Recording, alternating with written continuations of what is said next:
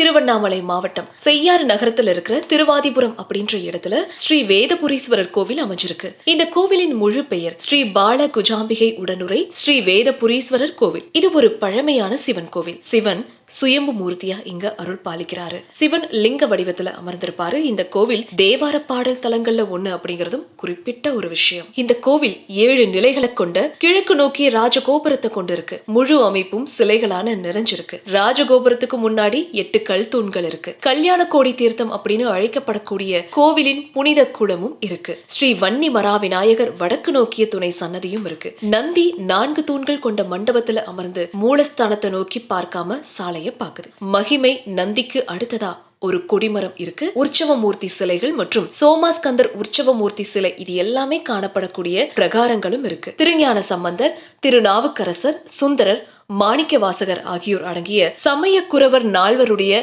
வடக்கு நோக்கிய உபசன்னதியும் இருக்கு. மேலும் கோவில்ல இருக்கிற கோடி புண்ணிய தீர்த்தத்துல நீராடினா தீராத நோய்கள் தீரும் அப்படிங்கறதும் ஐதீகம்.